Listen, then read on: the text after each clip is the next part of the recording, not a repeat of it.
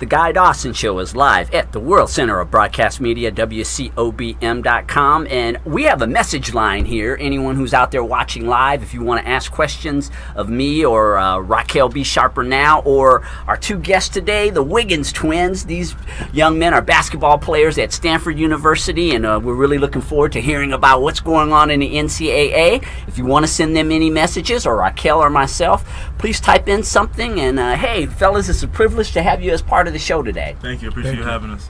So you play at Stanford University, and you are twins. Yes, sir. Yeah. And you guys taught each other how to play, or what? How did you develop as basketball players, and who was beating who at the beginning? I mean, you know what? It was nice. I always had a built-in a workout buddy to go in the backyard, shoot with, go to the gym with. Any hour, and we play a lot of one-on-one. I mean, you can tell them about that. Yeah, we played a lot of one-on-one in the backyard. We were younger. Sometimes the guy looked too much physical. Parents would come out, have to break us up, fighting and clawing and stuff like that. But at the end of the day, it made us better, and I really miss those days. Yeah. When did you decide that you wanted to be basketball players? I would say we started to take it very seriously around 4th, 5th grade. We got into the AAU circuit, and from then on, we were traveling every summer, going to Kentucky for nationals, Orlando, playing different talent, and then once that got going, then all it's history. We just kept going with it. Yeah, before we were in a lot of different sports. We started off with soccer, probably played about 7, 8 years of soccer. Yeah. And then after soccer, we played a little football.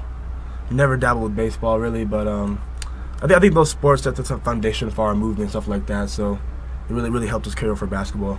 You hear that a lot where athletes say that they started as soccer players. It's something about the feet and the hands and being able to coordinate the two of them really helps you in other sports, baseball, basketball, even football. Yeah, I definitely agree. I think that was the foundation for my footwork in all my sports, football, basketball, whatever it is. I think soccer is a great foundation. So.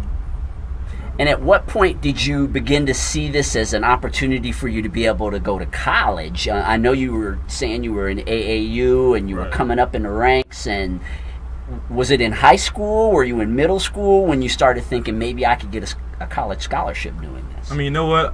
We were late bloomers. Mm-hmm. So, in middle school, no one in the city really knew about us. And then once we got to about sophomore year and our name got out there in the AU circuit, it kind of came out of nowhere. And we played one tournament one weekend, and we got just a lot of offers, and we're like, all right, let's keep it going. And we just we always work hard no matter what. So it wasn't really a surprise, but it came quick, like sophomore, junior year. For sure. And you being twins, Malcolm, that's always been a topic that people are interested in. You both play basketball. How has that been an advantage to you? Well, like you said earlier, I always have a workout partner. And a best friend as well. On and off the court, hang out all the time, have the same interests, and have the same friends as well. So it's just always nice to have them around. Sure. Yeah, that's great that you're twins who get along really well with one another. When you see twins that get along, it's a pretty cool thing, isn't it?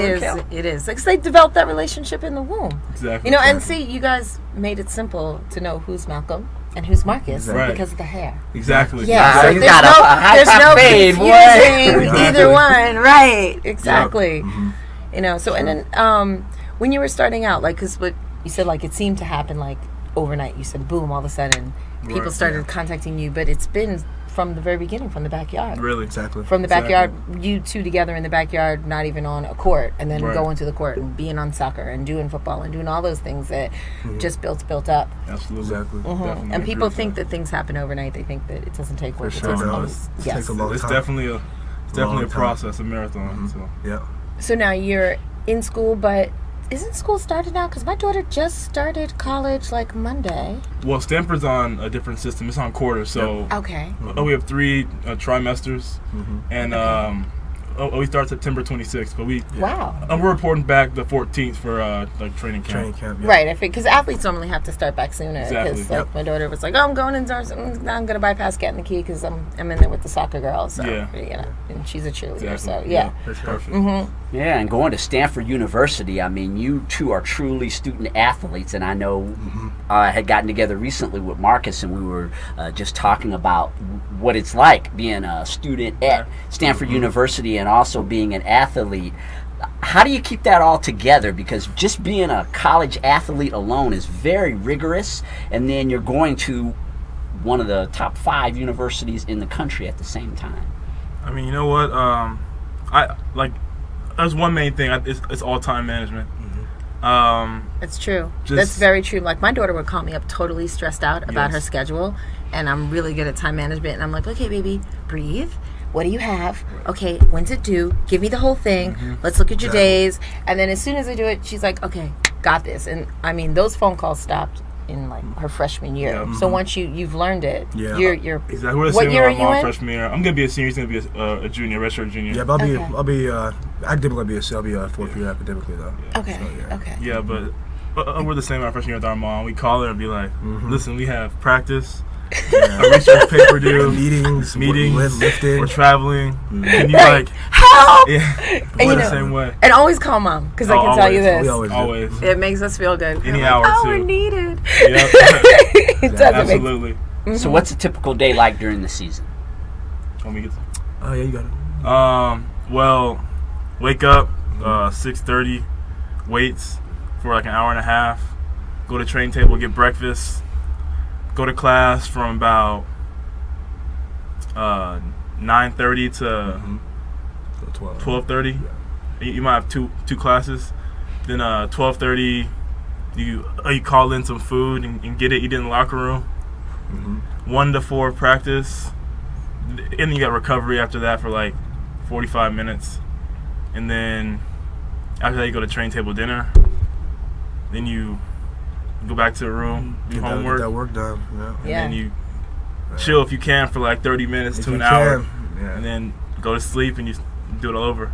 Yeah, very structured environment Very that structured, yeah. which is a good thing when you have the types of goals that the two of you have. Right. What has surprised you the most about playing in the NCAA, just as athletes, as basketball players? Well, I'll say coming in my freshman year, definitely noticing the difference with the speed in the game and the physicality. People are much faster, much stronger, and way more athletic than high school. So you really got to change your game and adapt to it. Over time, you'll learn how to. You start picking up things. Small tricks. Yeah, small tricks you can use, and over time you'll get more comfortable with it. But it feels good now. Yeah, but for me, I would say the biggest shock was I wouldn't say shock, but just like I was awestruck by the experience. I would say was my freshman year we made it to the Sweet 16. It was just because I was a freshman. I come from high school gyms. Like I was fresh into college, and we're playing in huge arenas and tournament, and like everything's recorded. There's media literally everywhere, and the pressure was pretty extreme, but it was a great experience. So here's a question for the both of you. Do you go, since things are recorded, do you go back and watch past games of yourselves to see where you can improve? All the We time. watch a lot of film. Lots of film. Like Okay. it's a part of our practice schedule. Right. Yeah, Okay. so we watch either feedback from the last game, or we're scouting different players or the whole team from that we're going to play next. And Exactly. Or individually with your position coaches. Right. Like watch what you did in the court, what you can improve on. So Yeah, so film is a big part of it. huge part. Yeah. And that's something you do as a team, and do you do that individually too? I mean, when you're getting ready to play, do you take the time to Absolutely. look at For sure. the person that you're going to guard or the person that's going to be guarding you? Absolutely. I mean, that's huge. There's certain matchups. I mean, your matchup with this guy, you got to know, is he like going left, is he like going right? Is he a three-point shooter? What's his role? You need to know, did he brush his teeth in the morning? Like, you need to know. You know all that. The know all Wiggins that. twins from Stanford University are a part of the show today, and we're going to take a short commercial break and come back. We're going to learn more about how things work in the NCAA, as well as how do you deal with the media. Absolutely. Because, boy, you're big time. You're experiencing things that most people never experience during their whole lives. So we'll be back in a few minutes with more of the Guy Dawson Show at WCOBM.com.